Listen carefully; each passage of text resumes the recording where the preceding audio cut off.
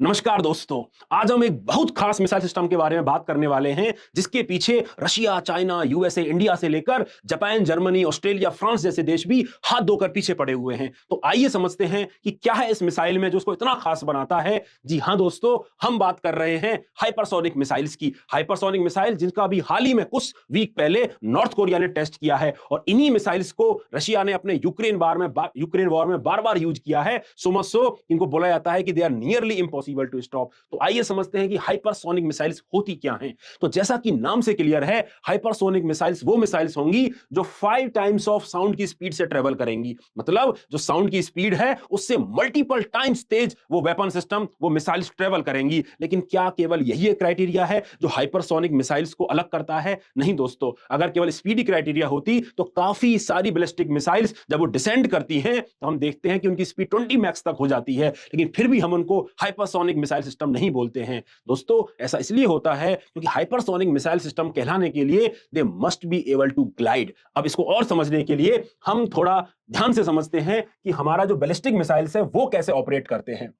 दोस्तों, जैसा कि हम देख सकते हैं कि बैलिस्टिक मिसाइल्स जो हैं वो एक प्रोजेक्टाइल मोशन फॉलो करते हैं। प्रोजेक्टाइल मोशन, आप मान के चलिए आपने एक पत्थर फेंक दिया, तो वैसे ही मिसाइल्स को डिफरेंट बूस्टर के द्वारा जब लॉन्च किया जाता है तो एक प्रोजेक्टाइल मोशन फॉलो करती है और अपने टारगेट को हिट करती है। बेसिकली आपने पत्थर फेंक दिया, एक वो ट्रैजेक्टरी फॉलो करेगा और अपने टारगेट को हिट करेगा। लेकिन इसमें गड़बड़ हो जाती है। गड़बड़ ये हो जाती है, ऑल्दो आप डिस्टेंस तो काफी कवर कर लेते हैं लेकिन आप रडार की लाइन में आ जाते हैं। ये जो आप होराइजन देख रहे हैं, ये वो होराइजन होता है जिसके ऊपर जाने पर आप रडार से डिटेक्ट कर लिए जाएंगे। तो जैसे ही ये बैलिस्टिक मिसाइल इसको पार करेगी, ये डिटेक्ट हो जाएगी रडार से और it will give some time for the enemy country to prepare. Basically आपका जो anti ballistic missile defence system है वो ऑपरेट हो जाएगा और जैसे ये मिसाइल इस ट्रैजेक्टरी में वापस आएगी, इसको डिस्ट्रॉय करने के चांसेस बढ़ जाएंगे। लेकिन दोस्तों, हाइपरसोनिक मिसाइल थोड़ी अलग होती हैं। जैसा कि मैंने बताया कि हाइपरसोनिक मिसाइल्स वो मिसाइल्स हैं जो ना केवल हाइपरसोनिक स्पीड पर ट्रेवल करती हैं बल्कि ग्लाइड भी कर सकती हैं।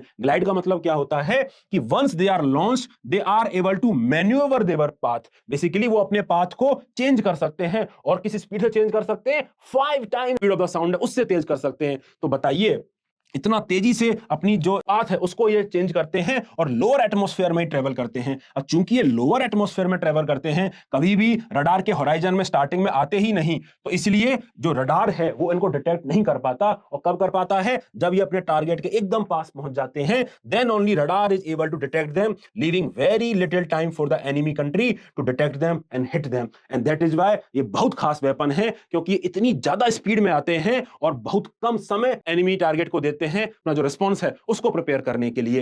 अनदर इंपॉर्टेंट पार्ट इज, चूंकि आप इसको मैन्यूवर कर सकते हैं, ये बहुत ही प्रिसाइज वेपन होते हैं, इसलिए आप इनका इस्तेमाल बहुत क्रिटिकल इंफ्रास्ट्रक्चर को डिस्ट्रॉय करने के लिए कर सकते हैं। कोई किसी कंट्री का क्रिटिकल ब्रिज है, किसी कंट्री के जो एम्यूनेशंस हैं, उनका डिपो है, उनका जो weapons का भंडार है, आप उसको खत्म कर सकते हैं। कमांड एंड कंट्रोल सेंटर को आप इससे डिस्ट्रॉय कर सकते हैं। तो इसलिए ये वेपन और भी ज्यादा खास है क्योंकि काफी ज्यादा प्रिसीजन के संग आप इनको डिस्ट्रॉय कर सकते हैं। अनदर इंपॉर्टेंट पार्ट इज कि हाइपरसोनिक जो मिसाइल्स होती है वो ना केवल कन्वेंशनल वारहेड बल्कि न्यूक्लियर वारहेड भी कैपेबल है कैरी करने को। तो ये भी इसको बहुत खास बनाती है। और इंपॉर्टेंट बात इसमें यह है कि आप इसको कहीं से भी लॉन्च कर सकते हैं। आप इसको जमीन से लॉन्च कर सकते हैं, शिप से लॉन्च कर सकते हैं और आप इसको आसमान से भी लॉन्च कर सकते हैं। And that is why it gives you lots of flexibility. इतनी सारी फ्लेक्सिबिलिटी हाइपरसोनिक मिसाइल्स आपको देती है और उसकी वजह से ही आपको प्रिसीजन के टर्म्स में, रडार से डिटेक्शन के टर्म्स में, एंटी मिसाइल डिफेंस सिस्टम जो देशों का होता है उसके रिस्पेक्ट में आपको काफी ज्यादा स्ट्रेटेजिक एडवांटेज मिलता है। तो दोस्तों, आइए और समझते हैं इन मिसाइल्स के बारे में कि इंडिया इन मिसाइल्स के ऊपर